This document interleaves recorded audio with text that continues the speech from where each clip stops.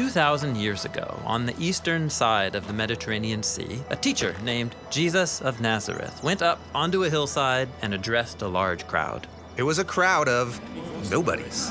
Poor and sick people, their land occupied by the Roman Empire, who charged heavy taxes. This is a ragtag group. And while they don't look like much, Jesus claimed that something surprising was starting with them. So he opened his mouth and said, "Blessed are the poor in spirit, for theirs is the kingdom of the skies."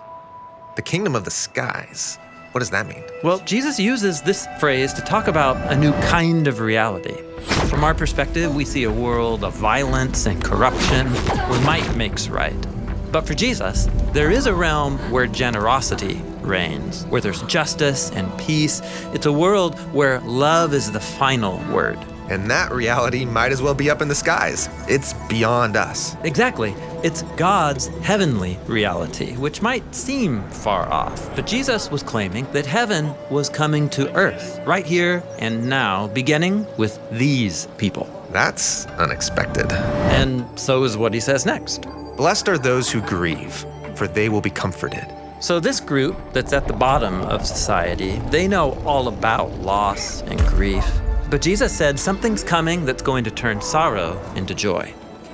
And then he said, "Blessed are the unimportant, for they will inherit the land." And these people are not powerful or important, but just wait, Jesus says, because one day it will be you all who are ruling the world. You know, it kind of sounds like Jesus is trying to start a revolution. Well, kind of, but it's not a revolution for those who are hungry for power or influence. This is a movement of people who are going to serve because they long for healthy relationships between people and communities and nations. Yeah, as Jesus puts it next. Blessed are those who hunger and thirst for righteousness, for they will be satisfied. Blessed are the merciful, for they will be shown mercy. Just imagine it. A group of powerless nobodies ruling the world through generosity and forgiveness and justice. This is a Jesus-style revolution. The next thing Jesus says is, "Blessed are the pure in heart, for they will see God."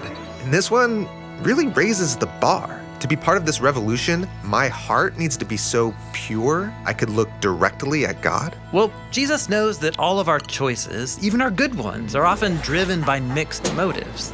For Jesus, real peace is only possible through people who know that they need to be transformed if they're going to truly love God and others. And this sounds wonderful, but it's a radical calling. That's exactly right. In fact, Jesus goes on to explore just how radical it is. Blessed are the peacemakers, for they will be called children of God. So God's new reality won't just happen by itself. It requires people who are willing to enter into the conflicts of others, urging and helping create a way towards peace. But that way of life can be dangerous.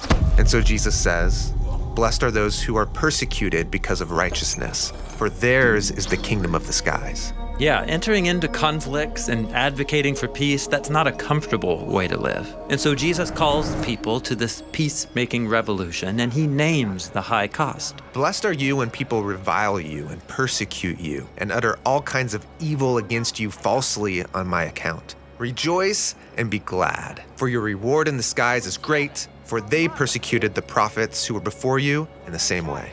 What does that mean, the prophets before you? Well, Jesus and this whole crowd are Israelites. And in their Hebrew scriptures, God promised that it would be through Israel that his kingdom would be restored over all the world. But as the story goes, Israel becomes as corrupt and violent as everyone else, and they end up enslaved to oppressive nations. But Israel's prophets stood up to these kingdoms and criticized their corruption. They said that one day God's heavenly kingdom would break in, starting with a small group of Israelites who would be willing to surrender everything over to God. So Jesus wants this crowd to see that they're part of that legacy. Yes, and that's why Jesus concludes this first block of teaching with 3 images from their scriptures. The first is, "You are the salt of the land." Salt is a mineral that preserves food for a long time. And in the Bible, salt is used as a symbol of God's long-lasting covenant with Israel. Jesus is saying that he and this ragtag group are the launch party of God's long-lasting ancient promises to renew the world. And then Jesus says, "You are the light of the world." And a city on a hill cannot be hidden. He's referring to the biblical image of God's light, his presence shining out from its dwelling place in the temple in Jerusalem, which was a city on a hill. But these people, they aren't the rulers. They don't even live in Jerusalem. And yet, surprise, Jesus says, you all are God's salt and city and light. You all are the blessed ones, the new Jerusalem that's going to display God's kingdom to all the world.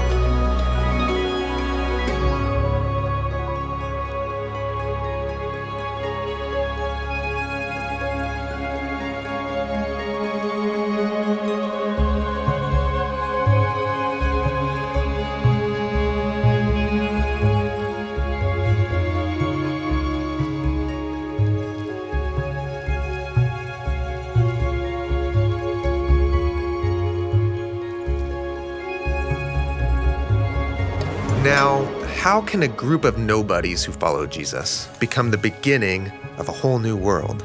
Well, Jesus is going to help them reimagine who God is, who we are, and how we should live and treat other people. That section of the Sermon on the Mount is what we're going to look at next.